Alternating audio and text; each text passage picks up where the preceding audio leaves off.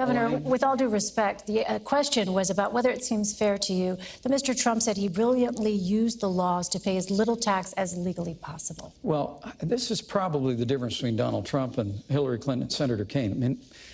I mean, Hillary Clinton and Senator Kaine, and God bless you for it, career public servants, that's great. Donald Trump is a businessman, not a career politician. He actually built a business. Those tax returns that came out publicly this week showed that he faced some pretty tough times 20 years ago. But like virtually every other business, including the New York Times not too long ago, he used what's called net operating loss. We have a tax code, Senator, that actually is designed to encourage entrepreneurship. But why won't he release his tax return? Well, we're answering the question about the business thing. I do want to come back on this. His tax returns that showed he went through a very difficult time, but he used the tax code just the way it's supposed to be used, and he did it brilliantly. How do you know that? You haven't seen his tax return.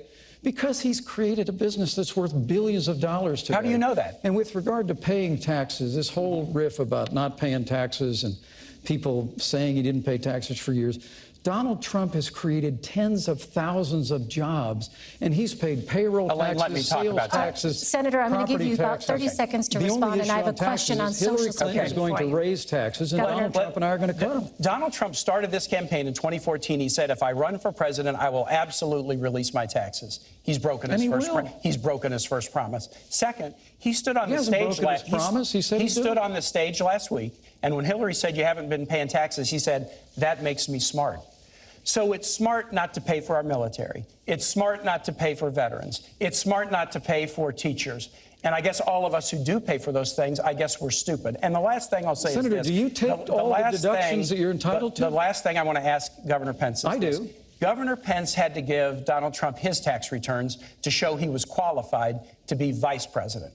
Donald Trump must give the American public his tax returns to show that he's qualified to be president, and he's breaking his promise. Elaine, I have to respond to this. You get very little time here, 20 seconds. I'll be very respectful. Governor. Look, Donald Trump has filed over 100 pages of financial disclosure, which is what the law requires. But he said he would release his tax returns. The American people can review that, and he's going, Senator, all right, he's going to release his tax returns when the audit Social Security. is over. Richard Nixon released tax returns when he was under audit. They're going to raise your taxes. Gentlemen, if you can't meet the Nixon standard, the people at home cannot understand either one of you when you speak over each other. I would please ask you to wait until it is that the other is finished. All right, Senator we're having Kaine, fun up here. On the issue of Social Security, in 18 years, when the Social Security trust funds run out of money, you'll be 76. The Committee for a Responsible Federal Budget estimates your benefits could be cut by as much as $7,500 per year. What would your administration do to prevent this cut?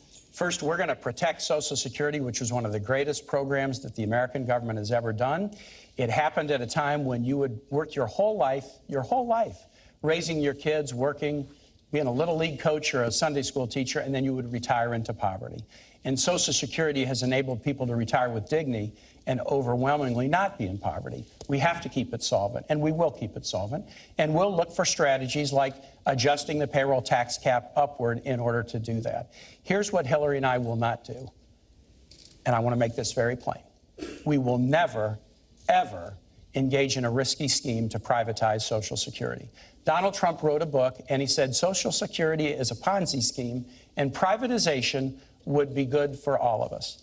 And when Congressman Pence was in Congress, he was the chief cheerleader for the privatization of Social Security. Even after President Bush stopped pushing for it, Congressman Pence kept pushing for it. We're going to stand up against efforts to privatize Social Security, and we'll look for ways to keep it solvent going forward, focusing primarily on the payroll tax cap. Governor Pence, I'll give you an opportunity to respond. Well, thanks, Elaine. There they go again. Okay. All Donald Trump and I have said about Social Security is we're going to meet our obligations to our seniors. That's it. Go read the book. We've said we're going to meet the obligations of Medicare.